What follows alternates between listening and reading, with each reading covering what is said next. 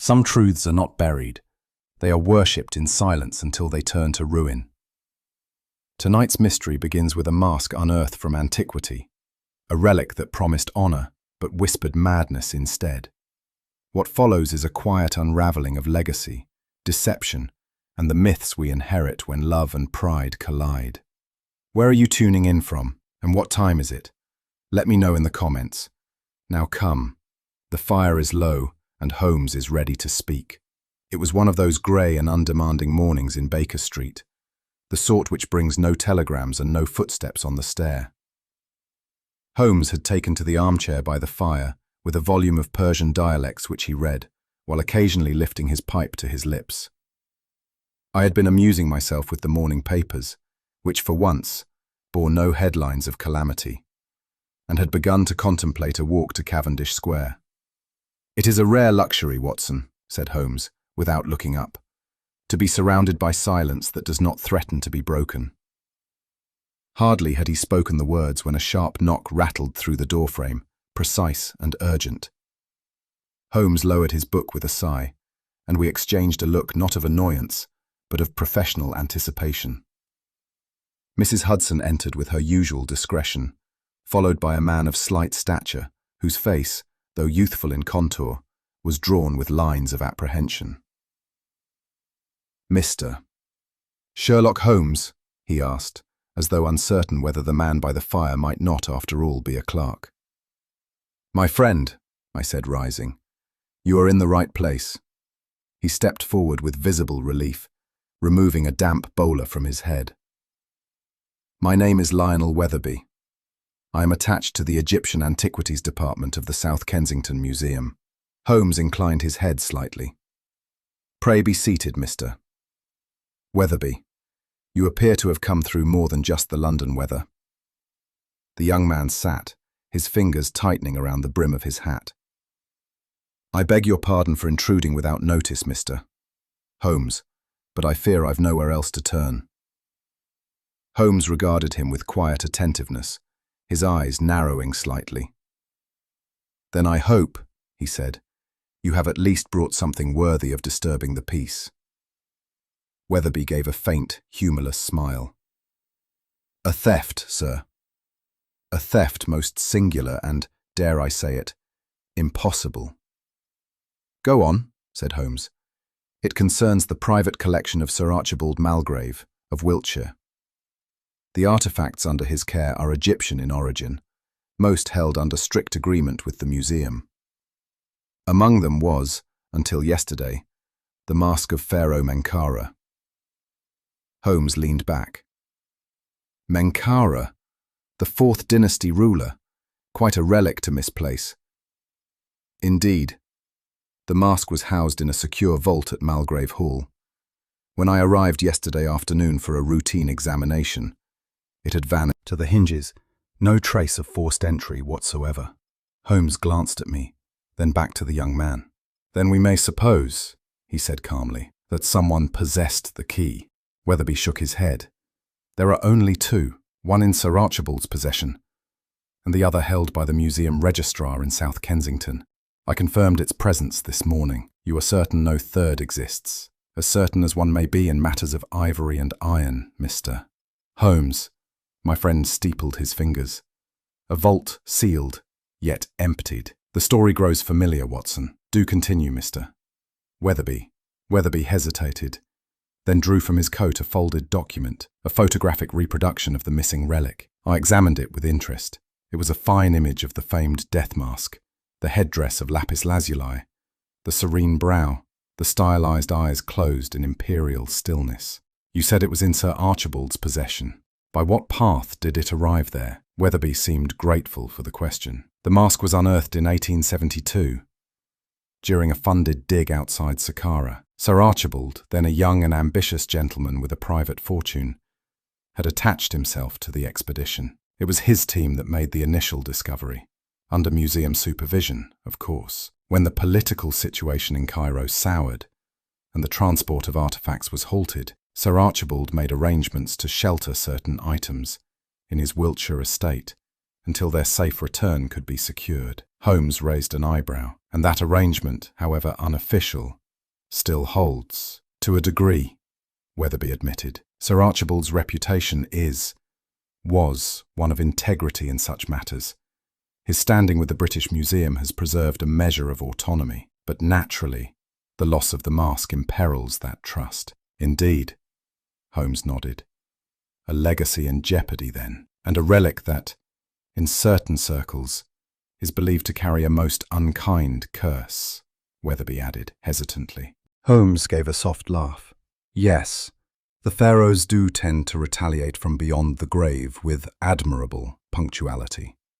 But let us stay among the living for now. Tell me, what is your impression of Sir Archibald's temperament? Weatherby seemed to consider his words. Brilliant, perhaps, but not entirely stable. His life has been devoted to the preservation of these relics. He speaks of them not as objects, but as emissaries of a vanished world. I confess, Mr. Holmes, I sometimes wonder whether the loss of the mask, if discovered, might prove too much for him. Holmes made no reply, but I saw his eyes settle on the edge of the photograph in my hand, where the faint outline of a pedestal could just be discerned beneath the base of the mask. After a long pause, he looked up. "We shall leave for Malgrave Hall in the morning," he said. Mr. Weatherby thanked him with quiet relief and took his leave, vanishing back into the drizzle from whence he had come.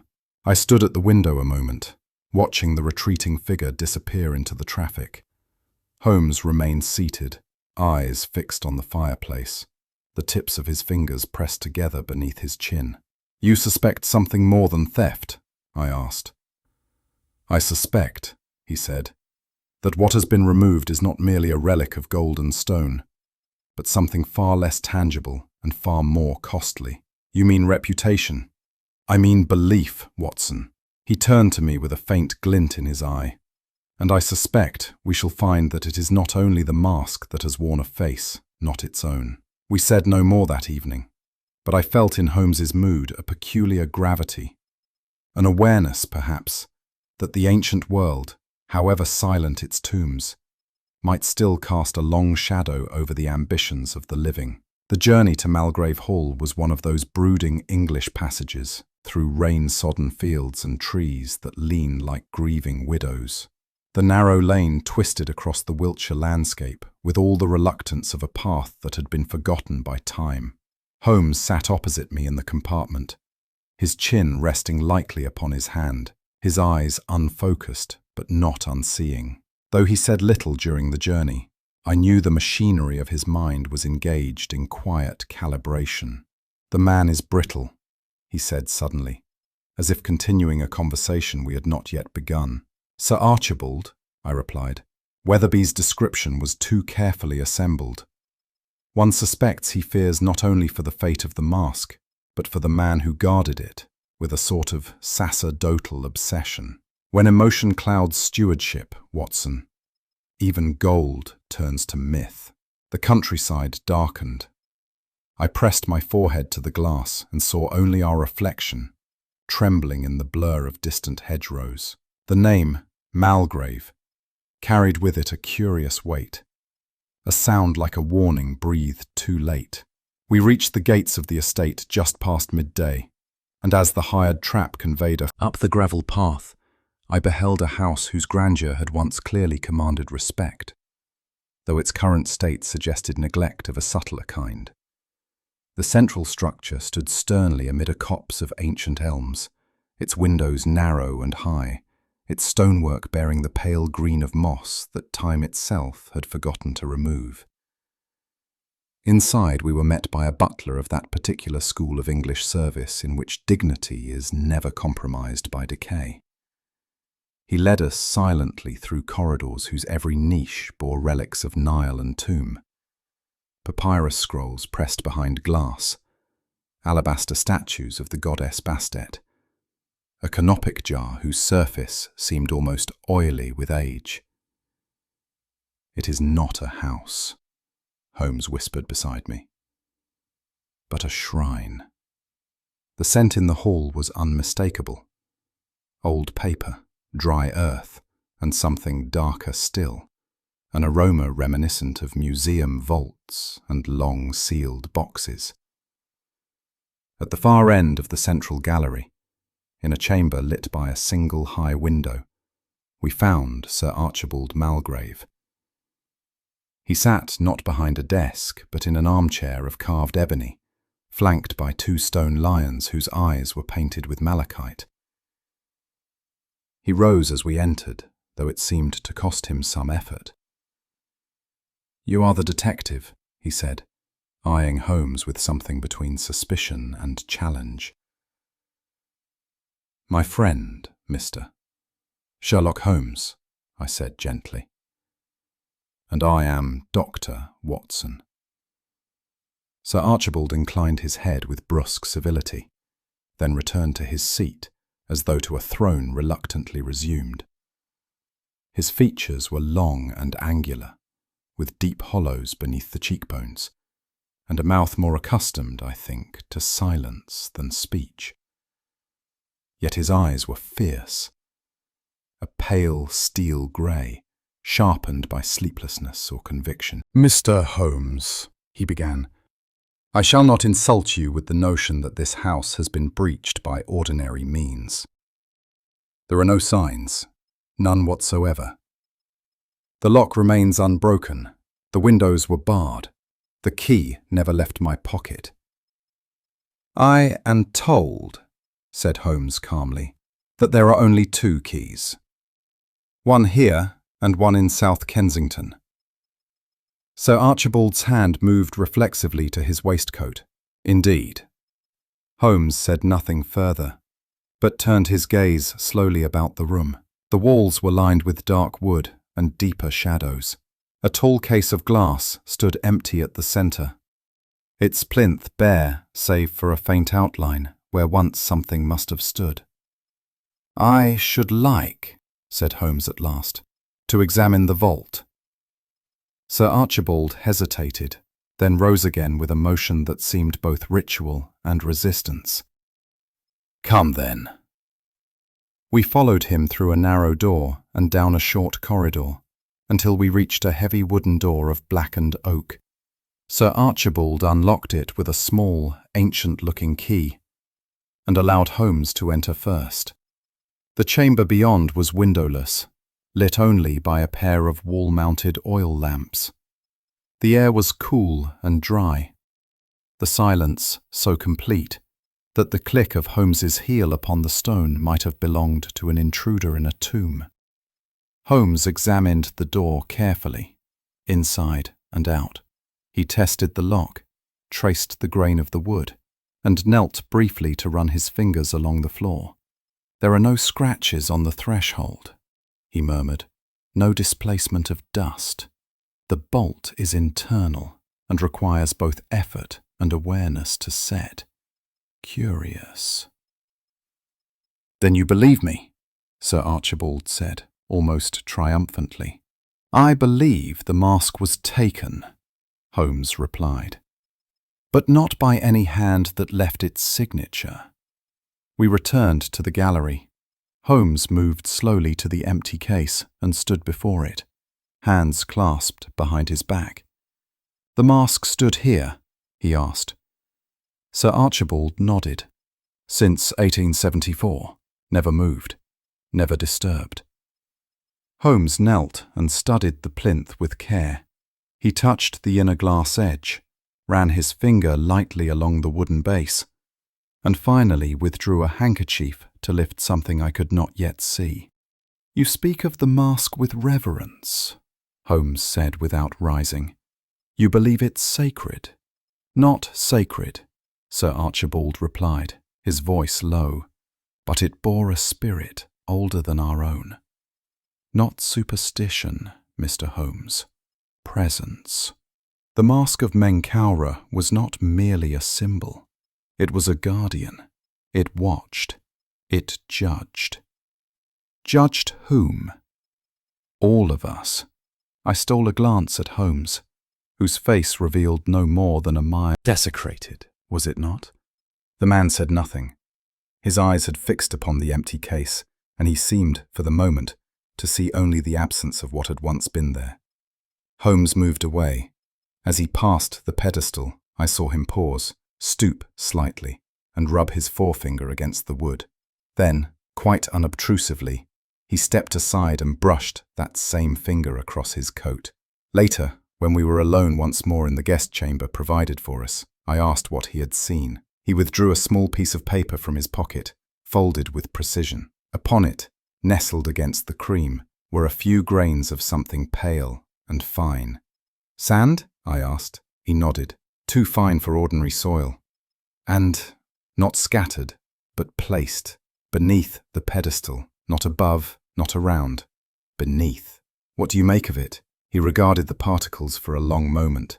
"I make of it," he said, "the first thread of a very old tapestry, one woven not with linen but with secrets.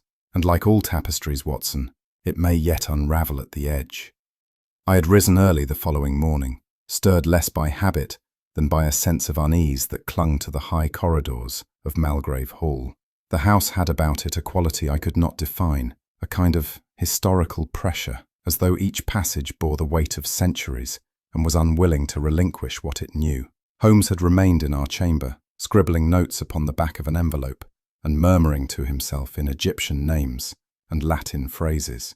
I took the liberty of walking alone before breakfast, hoping that movement might clear the dense web of impressions gathering in my mind. It was during this quiet hour, the light still grey through the tall lancet windows, that I first encountered her. A soft rustle behind me was followed by a hesitant voice. "Dr. Watson?" I turned. The speaker was a girl of perhaps 20, pale, fine-featured, and plainly dressed in the dark uniform of the house's domestic staff. She had approached from the servants' stair and stood half in shadow, her hands nervously gripping the folds of her apron. "Yes, Miss Barnes, sir." "Clara Barnes. I beg your pardon, but might I speak with you? Just a moment."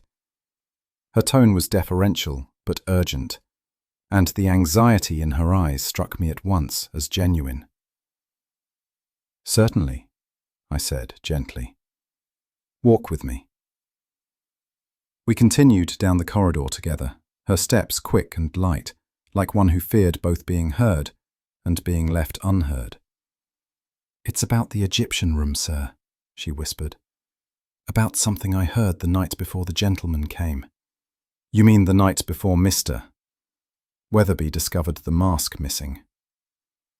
She nodded. "I wasn't going to say anything, sir. Not to anyone. But I thought you might listen." "Indeed I shall," I said. "Tell me plainly." We came to a halt before a shuttered window, the light behind us casting our figures as silhouettes upon the flagstone. Clara's hands trembled slightly. "I was on the upper landing, sir, just after midnight. I had gone down to fetch fresh linen for Lady Malgrave's sitting room. As I passed the Egyptian gallery, I heard someone crying." "Crying?" She nodded again, eyes wide. "It was very soft, but not imagined, sir." I stopped at once. It seemed to be coming from within the artifact room, a kind of muffled weeping. Not loud, but terribly sad. "You're quite certain it was weeping?" "Not the wind." "There was no wind that night, sir," she said, and a shiver passed visibly through her. "And I've heard that wind often enough to know its sound." This was human. It stopped quite suddenly, as though the person had been silenced. I waited, but nothing followed. "Did you alert anyone?" "No, sir." I was afraid. Sir Archibald forbids staff from entering the gallery after dark. And truth be told, she glanced about and lowered her voice, most of us feel there's something wrong with that room after sunset.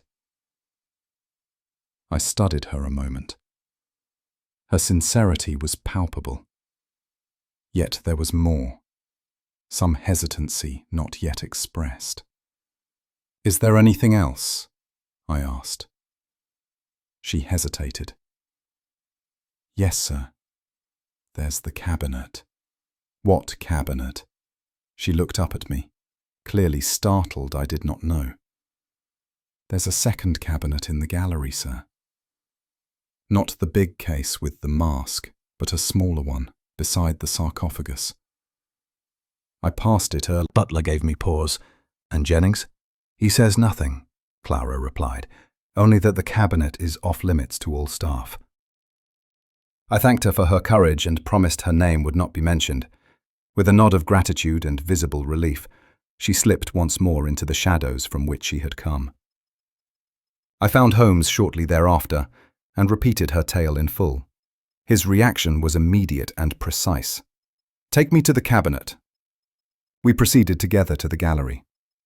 Though the lamps had been extinguished and the room lay in filtered daylight, there remained a heaviness to the air, as though whatever tension the room held by night did not wholly lift with the sun.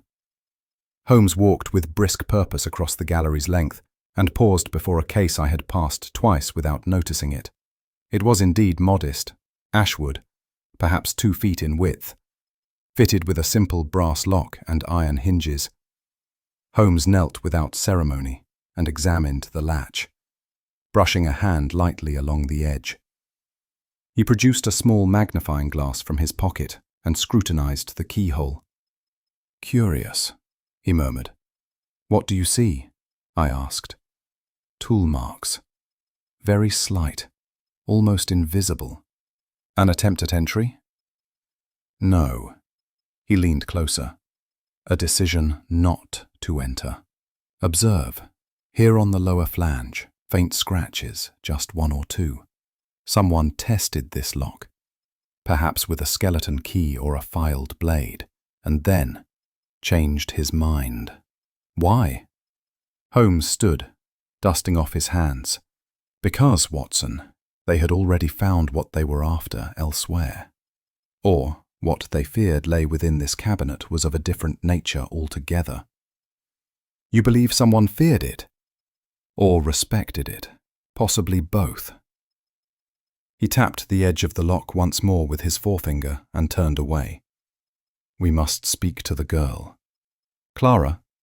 "Yes, but not yet." Later that morning, Holmes found Clara in the scullery and requested, with his peculiar mixture of gentleness and precision, that she recount her experience in detail. Her answers, given anew before his gaze, remained largely unchanged.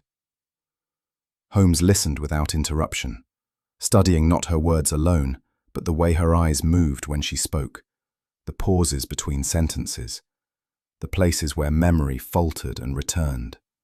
"Miss Barnes," he said at last, "are you in the habit of imagining voices in the night?" "No, sir," she said quietly. "Do you speak of what you hear to others?" "Never, sir. I'm often told I keep too much to myself." He studied her for a moment longer, then offered a rare smile. "That is sometimes the better part of wisdom." She flushed faintly, but said nothing more. As we left the scullery, I looked to Holmes. "You believe her?" "I believe she has told the truth as she knows it," he said. "And that makes her more reliable than most." "And the weeping?" Holmes's brow furrowed as he drew on his gloves. "Ah, Watson. That is the most human sound of all, which is why it is so often hidden." Later that day, as we sat once more in the drawing room of Malgrave Hall, reviewing Holmes's notes on the tampered cabinet, Mr. Weatherby entered, bearing a faint expression of apology and some excitement. "There is one name I neglected to mention, Mr. Holmes," he said, glancing down at a slip of paper. "It had not seemed relevant at the time, but with all that has since emerged." Holmes looked up. "I assure you, Mr. Weatherby, irrelevance is often only a matter of framing. Speak freely." "A fortnight ago," the curator continued, "Sir Archibald received a visitor, a scholar from Cairo by the name of Dr. Samir El-Fahmy. He is an antiquities specialist of some repute. He was sent, unofficially, I believe, to examine the mask on behalf of the Cairo Museum. Holmes's eyes narrowed almost imperceptibly. Unofficially? I suspect, Weatherby added delicately, that the authorities in Egypt had begun to question whether the mask was genuine. Indeed, Holmes said. And did Sir Archibald know of this suspicion? That I cannot say, Weatherby admitted, but I imagine he would not have received such a guest warmly. Holmes rose and reached for his gloves. Watson, Windermere Square. It was late afternoon by the time we arrived in that quiet crescent of well-ordered buildings, tucked behind the bustle of the Strand. Windermere Square was not a fashionable address, but it bore the unmistakable air of dignified obscurity, a fitting home for foreign scholars and obscure civil servants. The landlady, a woman of clipped vowels and narrowed eyes, confirmed that Dr. that dominated the far wall. The man who received us was slender, perhaps in his mid-30s, with dark, thoughtful eyes, and a measured composure that seemed carved more from intellectual discipline than instinct. "Mr. Holmes," he said, offering a courteous nod. "And Dr. Watson, I presume. I have read your work with some interest." "You honour us," Holmes replied. "We shan't take much of your time." "That depends on your purpose." Holmes's eyes flicked over the room with quiet rapidity. "You were recently at Mulgrave Hall." There was a moment's pause, brief but distinct. "I was," Elfami said evenly, "as a guest." "Your business there? I came to examine the mask. My own institution requested I appraise its historical authenticity, as it has long remained outside formal custody." Holmes took a slow step forward. "And what did you find?" Elfami did not answer at once. He walked to the sideboard and poured himself a glass of water before replying. "I found a relic much revered," he said, "though I am not yet prepared to speak on its origins. You understand, Mr. Holmes, that among scholars we are cautious with conclusions." "An admirable trait," Holmes murmured. "But I assure you," Elfami continued, "I had no involvement in the matter of its disappearance." Holmes raised a brow. "Who suggested you had?" Elfami smiled faintly. "Come, Mr. Holmes, you are a man of method. If you've traced your way to this modest square, it is not out of curiosity alone." I saw Holmes's expression sharpen by the slightest degree, though his tone remained perfectly civil. "Forgive me, Doctor," he said, "but you must admit your timing is regrettable, as is the fate of the mask." Holmes allowed the silence to stretch before continuing. "You say you examined it. For how long?" "2 afternoons, no more. And you were left alone with it, only briefly." Sir Archibald was not the most, how shall I say, collaborative of hosts. He is not a man accustomed to questioning, nor to contradiction. There was a flicker of something behind Elfami's eyes, irritation, perhaps, or sorrow. "And did you contradict him?" Holmes asked. "I posed questions," Elfami replied carefully, "as any scholar would. He did not appreciate them, such as," the Egyptian tilted his head, "such as why the mask's gold leaf bore inconsistencies with 4th dynasty metallurgy, or why the workmanship of the left cheek diverged from all known funerary parallels, or why the burial records of Menkore list no mask at all." "Those are bold observations," Holmes said softly. "They are observations, Mr. Holmes. Whether one finds them bold or blasphemous is another matter. You suspect forgery." Elfami set down his glass. "I suspect many things, chief among them that reputations are often preserved at the expense of truth." It was, I confess, a statement that hung in the room with more weight than I expected. Holmes neither nodded nor disagreed. Instead, his gaze had turned subtly toward the desk and its contents. After a few further pleasantries, Elfami excused himself momentarily to retrieve a reference from his bedroom, leaving Holmes and me alone in the study. It was then that Holmes moved, but with such fluid subtlety I almost did not notice. He stepped to the fire grate, where a small pile of half-burnt papers rested. With his boot, he shifted the cinders just enough to expose a corner of parchment, still faintly legible. I glimpsed the letterhead of the Cairo Museum, and below it, a phrase in French, une contrefaçon potentielle. At the same moment, Holmes's eyes lifted to the bookshelf. He stood for only a breath, then leaned closer, eyes narrowing. "What is it?" I asked, softly. "There's a gap in the sequence," he murmured. "Egyptian Ritual Forms, volumes 1 to 6, but volume 4 is missing." I turned. He was correct. The fourth was absent. All others stood neatly in line, their gilded titles catching the late sun. Holmes said nothing further, but the glint in his eye told me that the shape of the mystery was beginning to form in his mind. Not merely the theft of an artifact, but something subtler and perhaps far more dangerous. When Alfami returned, he carried a folio of sketches and fragmentary records which he offered to Holmes with great civility. The moment of absence passed without remark. Holmes accepted them with gratitude, and we took our leave not long after. As we descended the narrow staircase, Holmes spoke softly. "He is frightened, Watson." "Of being accused?" "Not of that," Holmes shook his head. "Of being right." We spoke little as we travelled back to Mulgrave Hall that same evening. Holmes was withdrawn, in a manner I had learned to interpret as not absence but incubation, a mind tunnelling deep beneath the surface of appearances, in search of a fissure through which shapes that shifted with each bump in the road. Holmes sat with hands steepled beneath his chin, his gaze resting not on the dark countryside beyond, but on some interior landscape that did not admit interruption. When we arrived, Sir Archibald had retired early, complaining of fatigue. The staff had melted into the lower quarters, and the house was wrapped in the kind of muffled stillness that seems to breathe only after midnight. Holmes glanced at the tall grandfather clock in the vestibule and nodded once to me.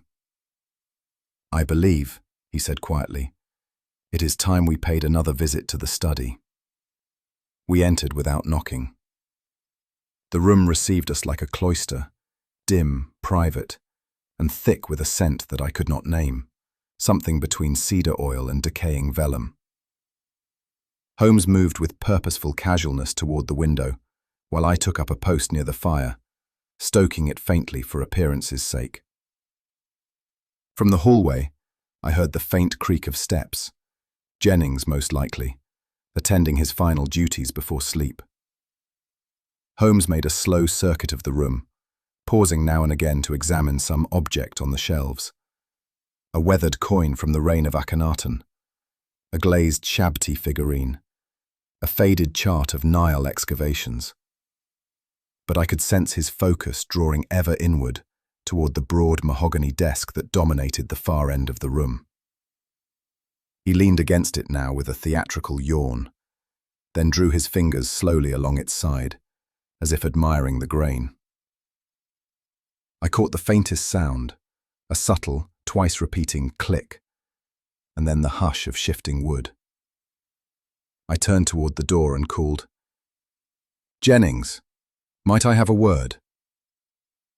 The butler appeared promptly, his features composed but wary. "Only a matter of dinner arrangements," I said, drawing him subtly into a conversation of no consequence but ample duration. Behind me, I heard Holmes withdraw something, soft, controlled, unhurried. When I returned to the desk a few minutes later, Jennings had departed, and Holmes stood motionless, a folded handkerchief in one hand. He opened it for my view. Nestled within was a mask, not the one we had seen in the photograph. No, this was smaller, cruder in dimension, but unmistakably crafted in imitation of the original. The headdress had not been gilded, but its contours were clear. The face, while recognizable as that of the Pharaoh Menkora, bore an unfinished quality. One eye lacked definition, and the lips were marred by a hesitant chiseling, as though the hand which formed them had trembled mid-stroke and not resumed. The mask rested on a lining of red velvet inside a shallow, hidden drawer, ingeniously concealed behind a false panel in the lower left of the desk. Its craftsmanship was delicate enough to impress at a distance, yet unmistakably flawed under close scrutiny. Holmes regarded it for some time. "A forgery," I said. "A trial," Holmes replied. "An experiment, but not a failure, at least not in intent. Do you believe Sir Archibald made it?" Holmes gave the barest shake of the head. "The hand is younger, less confident, yet careful, determined. This was not casual mischief, Watson. It was effort, private, prolonged, and deeply personal." He closed the drawer softly and restored its outer panel with care. No sign betrayed its existence now. "Let us speak to Jennings," he said. We found the butler in the corridor, preparing to extinguish the hall lamps. "Mr. Jennings," Holmes began. "How long have you served Sir Archibald?" 29 years, sir." "And have you ever known him to keep a locked drawer in his desk?" The man blinked. "No, sir, not to my knowledge." Holmes stepped slightly closer. "We have found one." Jennings's face, already pale, drained of colour. "I beg your pardon, sir. I was not aware." "That is not an accusation," Holmes interrupted gently. "It is an observation. What interests me is not what you knew, but whether you had any suspicion that he had, at some point, taken to such secrecy." Jennings hesitated, then bowed his head slightly. "He was altered, sir. These past years, since his son's passing, less open, preoccupied. I occasionally heard him working at odd hours, carving tools, but I did not pry." "Did he speak of his son often?" Jennings's voice softened. "Only when he thought no one was listening." We returned to the study, Holmes now utterly absorbed in the quiet dissection of what the mask implied. He took a pinch of powder from the inner lining of the drawer and let it fall into a dish. The substance glimmered faintly beneath the gaslight. Gold dust and gypsum, a mixture often used in plaster finishing, Holmes remarked, but also, as it happens, in certain antique forgeries designed to imitate ancient surface corrosion. That the original may never have existed at all. That what was stolen was not a relic, but the illusion of one.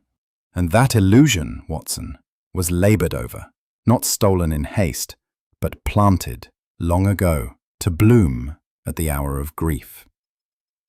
He returned the powder to his pocket and closed the dish. "It is not merely a question of what was taken," he said, "but why it had to vanish at all." It was not yet 8 o'clock when Holmes rapped softly upon my chamber door. He was already fully dressed, his collar neatly fastened, his gloves in one hand and his magnifying lens in the other. "Come, Watson," he said in a low voice. "The gallery awaits us in its undisturbed solemnity. Now is the hour to hear what it has to say." We descended in silence. The house was still, the corridors hushed, save for the whisper of our footfalls. The lamps in the gallery had not yet been lit. Instead, the morning light slanted in through the tall, narrow windows, striking the statues and cases in spectral angles. There was a solemn hush to the place, as if it mourned the very objects it existed to protect. Holmes closed the door behind us with careful deliberation, then turned to me. "Let us proceed as though the room has never been seen before," he said, "for in a sense, Watson, we have only now earned the right to look properly." He moved first to the empty pedestal where the mask had stood, stooping over it with slow precision. I stood back, observing as he took from his coat the small brass lens he favoured, and held it up to the wooden base. A soft exhalation escaped him, neither surprise nor satisfaction, but something between the two. He stepped back slightly, then knelt, brushing his fingers lightly along the edge of the plinth. and then the polished boards that stretched before it. After a moment, he produced a thin blade from his inner pocket and scraped delicately at a groove where two floorboards met. He held the result up to the light. It was a faint residue, pale, granular, and glinting faintly in the sunbeam like dry sugar. "You see it?" he asked, offering the sample upon his gloved fingertip. "Yes," I said. "Dust." "Not dust, Watson," he corrected. "Not in the usual sense. Observe the granularity, the shimmer. London dust clings and dulls. This floats and refracts. What you see is a mixture of aged particulate, likely sand, and something else. Something older." He dipped his finger once more into the crevice, then dabbed a trace of the substance onto a piece of linen. "I should like to examine this under stronger light, but already I suspect, very strongly, that it has travelled a great distance to arrive here." I could not help but look again at the base of the pedestal, where the mask had stood so imperiously. The floor around it appeared, to my naked eye, utterly clean, and yet Holmes continued his quiet study, following the faintest trace of grit with slow, unerring focus. At the base of a nearby statue, an ibis-headed figure carved in basalt, he knelt once more and examined the surface beneath the plinth. "This room has been swept regularly," he said absently. "Too regularly, perhaps, and yet some things cling in defiance of brooms." "What is it made of?" I asked. You raised the cloth. "This, I believe, is a mixture of Egyptian desert sand, possibly from Saqqara or the Giza Plateau, mingled with fine fragments of linen and perhaps a trace of natron. It has the faintly brittle feel of decayed bandage cloth, the kind used in mummification." He rose now, brushing his knees. "It is also completely foreign to the floor of a Wiltshire estate. But how came it here?" "That," Holmes said, "is the question we are being invited to answer, not by fact, but by illusion." He stood before the pedestal once more, staring at the space where the mask had stood. Then he turned, holding the magnifying lens low to the floor, and slowly retraced a path from the case towards the door. For some yards the trail continued, barely perceptible, but then, quite suddenly, it vanished. "Observe," Holmes said. "It begins here, at the plinth, with a modest intensity. It grows fainter with each step. Then, here, it disappears altogether. Not diminished to nothing, mind you, but quite simply absent." "It was poured," I said, catching the implication. "Precisely. Laid, not left. There are no footprints, no heel, no toe, no sign of an agent who tracked this substance across the floor. It begins here and ends nowhere. It is, in other words, a theatre of deception." I looked down at the polished boards and imagined a hand, shaking or deliberate, scattering a handful of powder to mimic the supernatural, to impress the fearful and distract the credulous. Such is the power of symbols, Watson. They do not require truth to function, only belief. He turned now toward the sarcophagus at the far end of the room and studied its carved face for a long moment. "In Egypt," he said, "death was a performance, the soul's passage, the weighing of the heart, the judgment before Osiris. It was not simply believed but enacted. The tombs were built to reflect, not death, but drama, and here," he gestured to the room, "we find ourselves on a stage again." I said nothing. His voice had taken on that quiet register I had come to associate with his deeper intuitions, the place where deduction shaded into philosophy. He turned once more to the pedestal and stooped again, withdrawing from his pocket a small envelope, into which he swept a few remaining grains of the mysterious dust. Then he straightened and tucked away his lens. He looked at me, briefly, and not unkindly. "It is easy, Watson," he said softly, "to bury a lie beneath reverence, harder still to exhume it." The mist that rose over the fields of Wiltshire the following morning was of that particular London variety which seems to travel inland by memory curling through hedgerows and window panes with unnatural familiarity. It was in this drear and listless light that I found, awaiting me on the silver tray outside our chamber door, a note, folded with the unmistakable precision of Holmes's hand. "Watson, you are to call on Professor Henry Blackmore, 11 Lydgate Street, Bloomsbury. You will find him guarded, but not uncooperative. Mention Sir Archibald's name, but sparingly. Observe not only what he says, but what he leaves unsaid. S.H." Though Holmes gave no further explanation, I understood at once the nature of his trust. He had, in that peculiar manner of his, placed upon me a branch of the investigation whose utility relied not upon brilliance, but upon empathy, discretion, and the power of quiet listening. It is, I believe, one of the few areas where I may have occasionally proved the superior. By noon I was back in London, making my way through the fog-blurred squares of Bloomsbury toward Lydgate Street. The house, a tall Georgian structure set behind a small wrought-iron gate, bore the look of intellectual decay, neither impoverished nor well kept, but marked by a deliberate isolation from the world beyond its threshold. I rang the bell and was received by a man who could have been either servant or secretary. He took my name, vanished for a moment, and returned with a nod that implied consent rather than welcome. The room into which I was shown had the air of a museum abandoned by curators. Stacks of unlabeled boxes lined the walls, and dust clung in soft constellations across the spines of forgotten monographs. A large desk stood in the bay window, strewn with open folios and fragments of pottery laid out upon blotting paper. At its far edge, seated as if sculpted into the gloom, was a man of striking severity.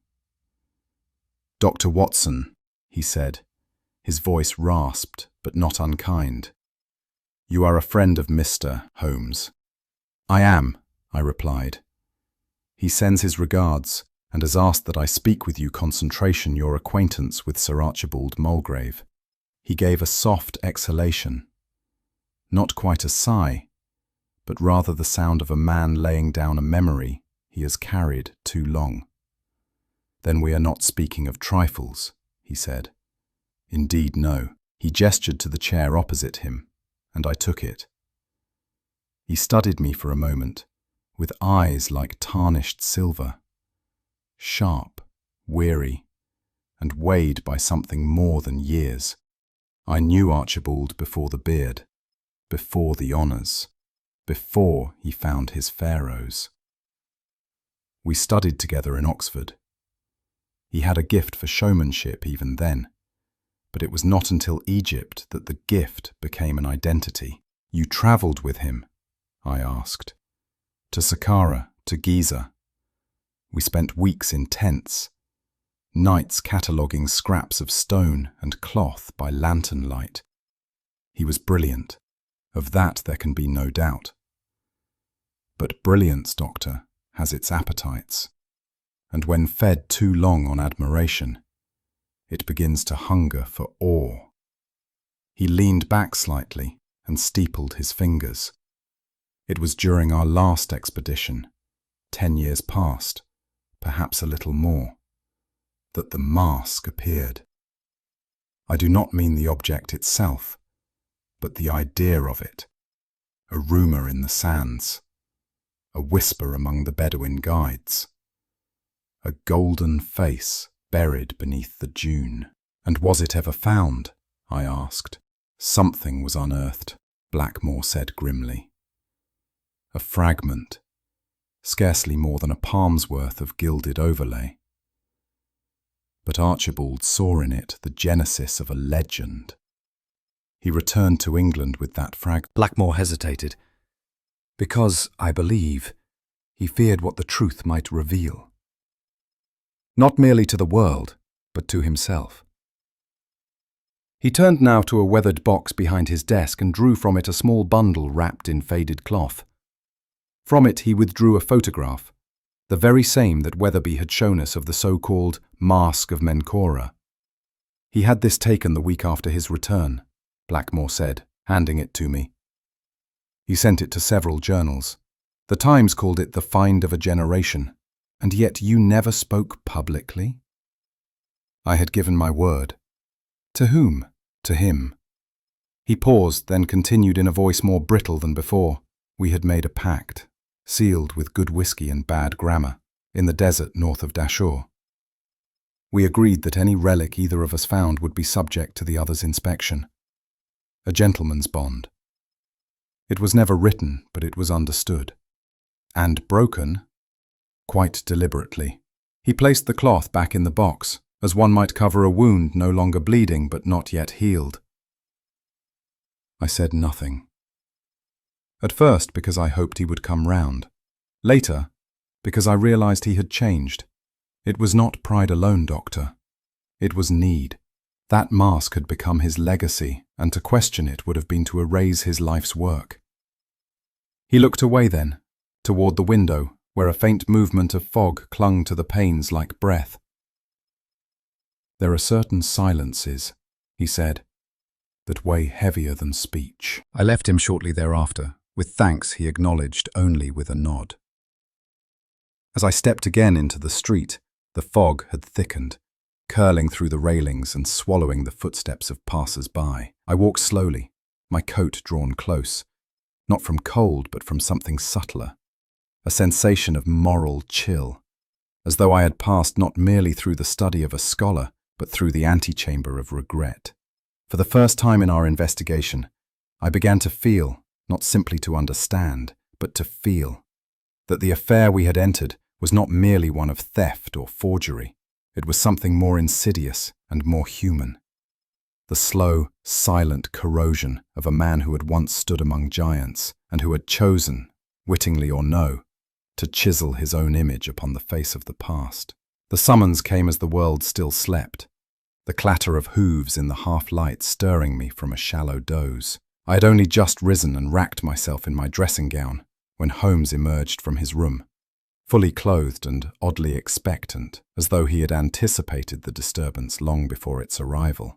A hansom cab pulled sharply to the curb on Baker Street, its driver scarcely visible behind a fog-dampened brim. From the compartment emerged a familiar figure, Inspector Lestrade, his overcoat flecked with dew and his eyes marked with fatigue. "Holmes," he said at once, breath visibly escaping in a thin plume. "We've a fresh corpse and foul business to match it." My friend did not ask for tea, nor coat, nor chair. "Speak quickly, Lestrade," he said, already reaching for his gloves. "I presume the dead man did not arrive alone." The inspector hesitated. "It's Dr. Samir El-Fahmy, sir. Found this morning on the Thames bank near Cannon Wharf. Cause of death appears to be stabbing. But the condition, well, better you see it." Holmes looked at me. "Watson, your boots." And with that, we were in the cab before the kettle had even begun to boil. We arrived at the river's edge while the dawn was still bleeding faintly into the London mist. The air reeked of tide and decay, and a constable's lantern marked the crude boundary, where the constabulary had cordoned off the discovery. The body had been laid beneath an awning of canvas, but Holmes brushed it aside with a single flick of his hand. Dr. Samir El-Fahmy lay on his side, his features drawn in a final expression of alarm. Or perhaps pain, though, as Holmes often reminded me, death sometimes wears borrowed masks. He was clad in his usual attire, modest, foreign, somewhat academic, and his dark beard had collected brackish water. What drew my eye, however, was the object protruding from beneath the man's ribs, a slender dagger, its hilt marked by an ornate bronze scarab and etched symbols I had seen once before. Holmes knelt beside the corpse with surprising care. "Lestrade," he murmured, "you are certain this weapon was lodged when you found him?" "Aye," said the inspector. "One of our lads spotted the blade as he turned the body." "Why?" Holmes lifted the edge of the cloak beneath which El-Fahmy had been hidden. Its inner lining was soaked and coarse, but faintly imprinted against it was a pattern I recognized, a linen texture once used in burial shrouds, though degraded now beyond its prime. "He was not meant to be found," Holmes said quietly. "At least, not yet." Back at the constable's station, Holmes studied the dagger under better light, while Lestrade and I observed in silence. His fingers moved delicately across the hilt, pausing at the ridge beneath the pommel. "This," he said at last, "is not merely Egyptian. It is the ceremonial blade from Malgrave's private collection. I examined its casing myself only days ago. The glass was intact, the seal unbroken." Lestrade furrowed his brow. "Then someone's tampered with the case since." Holmes offered no answer, only a glance toward me, and then resumed his inspection. "It is older than it looks. The patina speaks of oxidized copper alloy, and the edge has not seen battle. A ritual blade, Watson, meant not for war, but for sacrifice." My skin prickled involuntarily. Lestrade, as ever, sought the concrete. "So it was stolen, not merely stolen," Holmes replied. "It was chosen." Lestrade put forth the standard theory, that the death was opportunistic, a robbery gone awry. "He may have resisted," he offered. "Foreign gentleman, alone in the early hours. Wouldn't be the first time such a man was targeted for his pocketbook." Holmes turned from the weapon with a sigh. "And yet," he said, "his pocketbook is untouched. His ring remains on his finger. There is even loose change in his coat." I observed Lestrade flush slightly, but Holmes spoke without cruelty. "No, Inspector," he said, "this was not a robbery. This was removal. Dr. Elfami knew something he was not meant to utter." Lestrade's moustache twitched. "You mean connected to the hall, to Malgrave?" Holmes gave a minute shrug. "We must not speculate too freely, but consider, Lestrade. He was Egyptian, learned, discreet, loyal, and he has perished by the very blade that was supposed to be under lock and key in the heart of an English manor. A blade that no common thief would recognize, let alone select." Holmes folded the cloth over the weapon and rose. "Fear, Inspector, has many masks, and silence may be purchased more readily than truth." We were about to take our leave when Holmes turned back toward the riverbank, requesting that we be brought to the site once more. Lestrade agreed, if somewhat reluctantly, and we rode back through the silvered morning. At the site, Holmes ignored the body and moved instead toward the water's edge. The mud was shallow but malleable, and though the tides had already begun to soften the surface, his eyes scanned the perimeter like a falcon in slow glide. "There," he said at length. "You see the drag?" I followed his gesture. A set of parallel tracks, scarcely distinguishable, had been pressed into the muck. They led from the underbrush to the jetty and vanished beneath the dock. "Two men," Holmes said, "one burdened. The spacing of the footfalls is uneven, and the left print carries more weight." He crouched and lifted a clump of sodden earth between his fingers. 3 hours, perhaps 4. The night was cool but not frozen. No dog, no scuffle, no blood near the point of placement.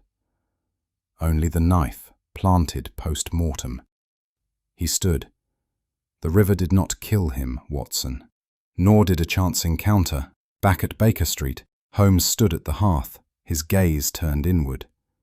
The fire crackled, untouched. "Watson," he said suddenly. "We return to Malgrave Hall." I looked up from my notes, startled. "This afternoon?" He nodded. "Now." "But on what grounds?" Holmes's eyes narrowed. "We have reached the fulcrum. A man has been murdered by an object that should not have left its casing. The seal upon that case has not been shattered, thus either it was expertly replaced, or never sealed to begin with. Either circumstance implicates an insider." "You suspect the household?" "I suspect," Holmes said coldly, "that someone within that house has dipped their fingers in blood, and intends to have them dry before anyone asks why they were stained." And with that, he turned from the window, his coat already in hand. The lamps were being lit when Holmes requested that we adjourn to the study. There was a solemnity to his voice that brokered no delay, and even Sir Archibald, whose expression had been a mixture of apprehension and quiet fatigue since our return from the river, obeyed without protest. Once inside, to sit, then turned his back momentarily, collecting several items from his valise. The scarab-hilted dagger, now wrapped in linen, lay between his hands. "It is time, gentlemen," Holmes said evenly, "to unravel what has long been knotted, to place truth above sentiment, and clarity above legend. You are owed, Sir Archibald, the entire shape of the matter. Though I fear it will not bring comfort," Holmes began, as he always did, not with the conclusion, but with the path. "You remember, Watson, when we first discovered the dustless groove beneath the mask's pedestal, the one you so astutely noted. That groove indicated the object had not been disturbed in many years, yet the damage to the casing, which appeared recent, lacked any sign of external force.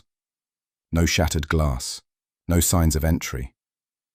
Only the impression of a theft." He gestured to the dagger on the table. "Simultaneously, this weapon appears at the riverbank, lodged in Dr. El-Fahmi's ribs. A blade known to have rested undisturbed within the sealed cabinet at Malgrave Hall. A contradiction, unless one accepts a singular premise that what was taken was not what was ever truly there." Sir Archibald leaned forward, his knuckles white. "El-Fahmi," Holmes continued, "did not come here out of idle interest.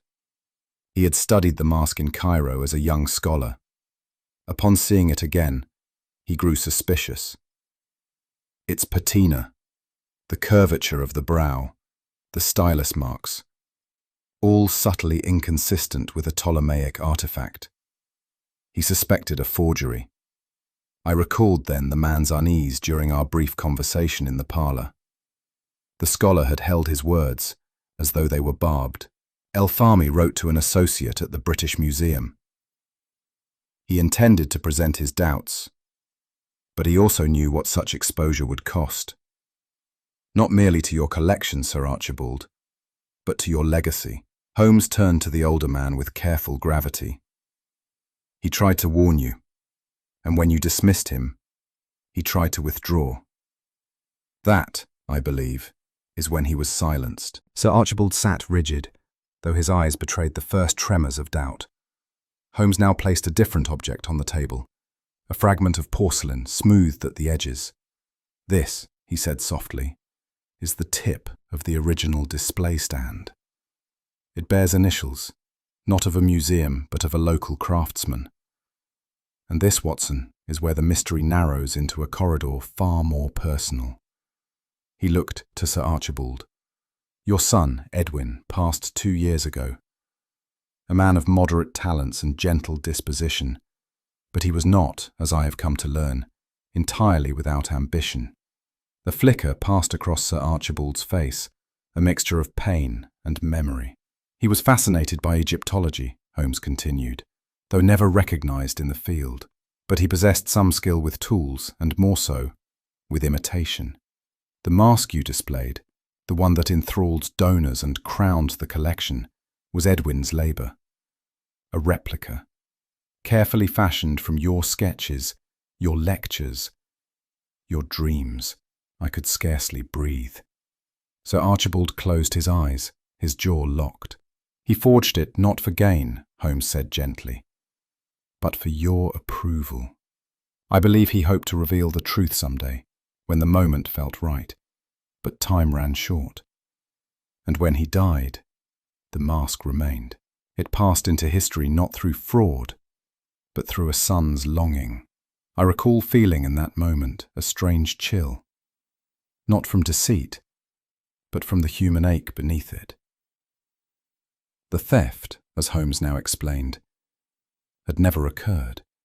"There was no intruder," he said, "only a household servant, perhaps acting under subtle instruction, who damaged the cabinet to suggest violation.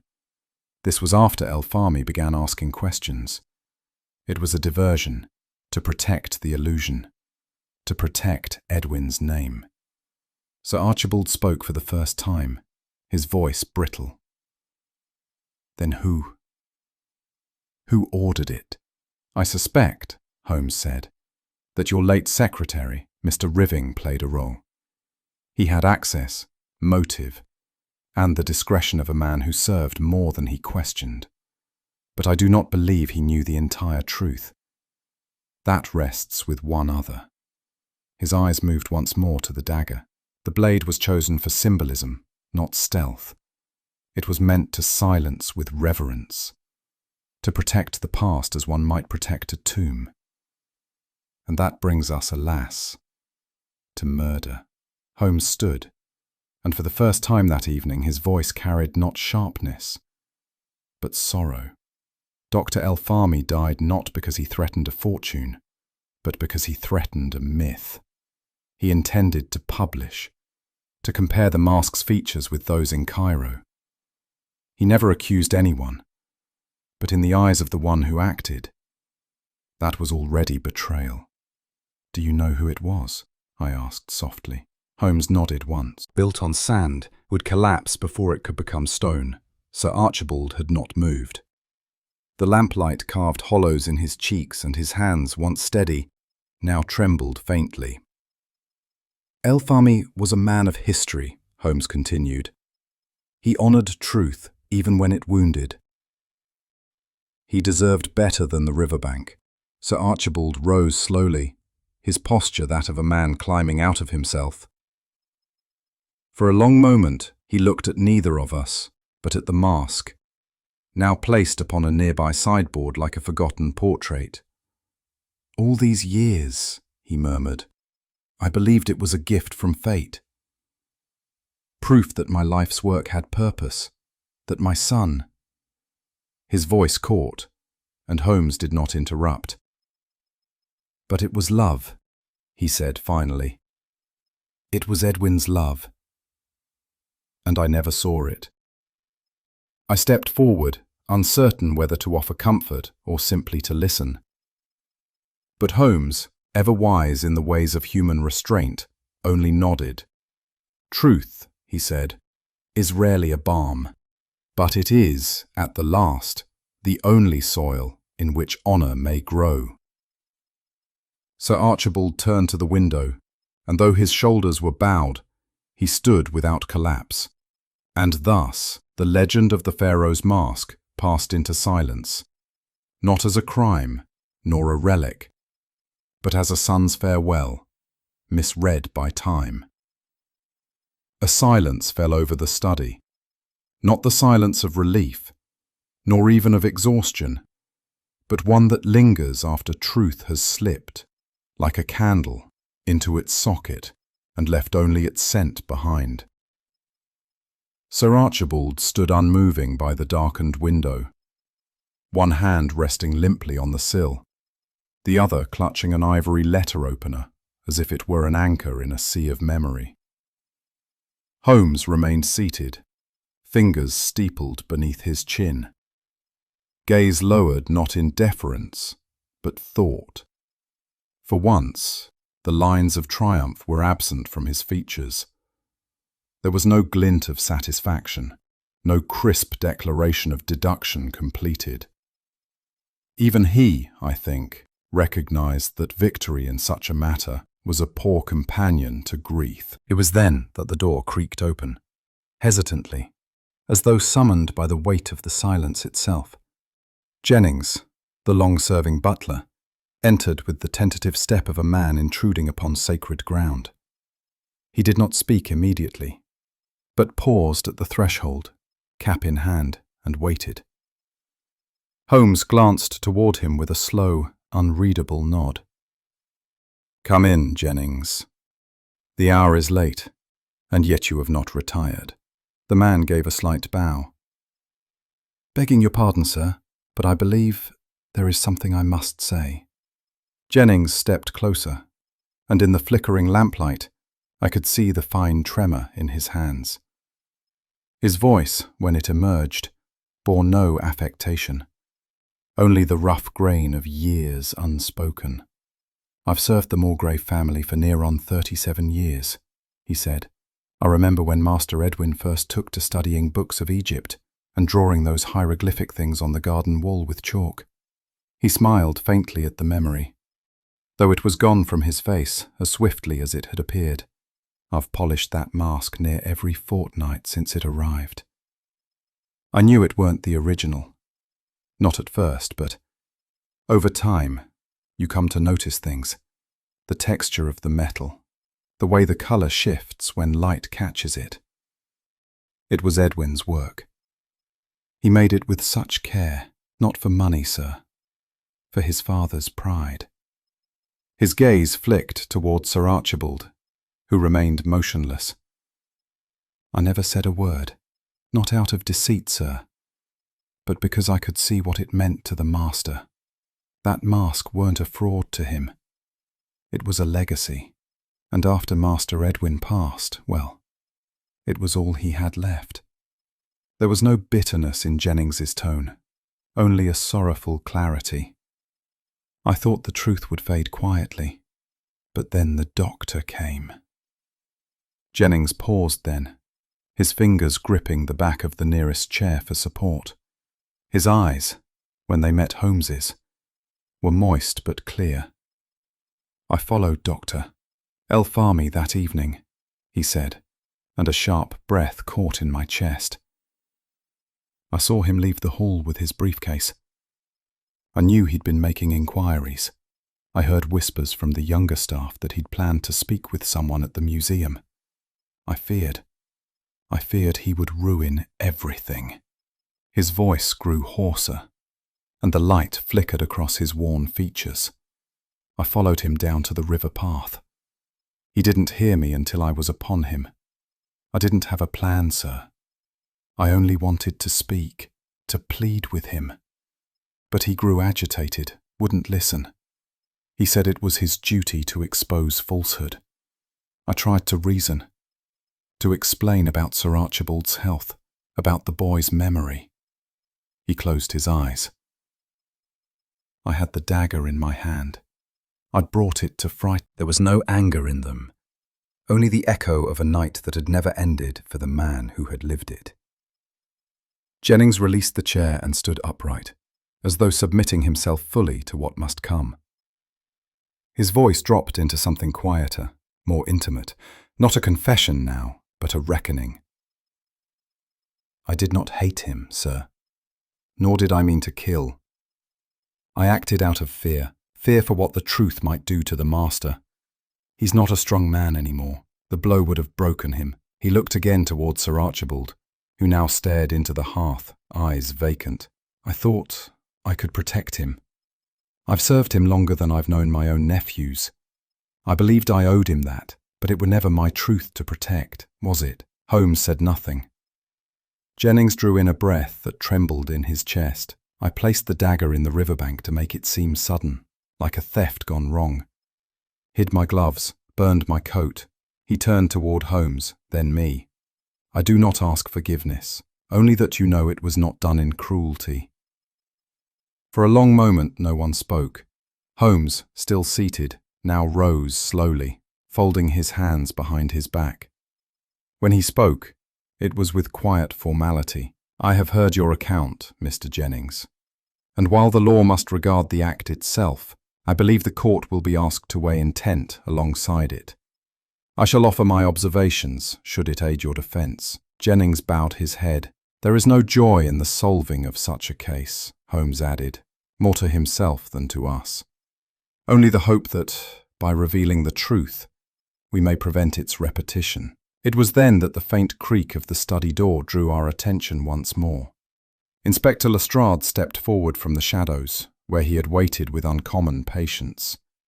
He met Holmes's gaze with a knowing look, then approached Jennings with professional solemnity. "You understand what must be done," Lestrade said, not unkindly.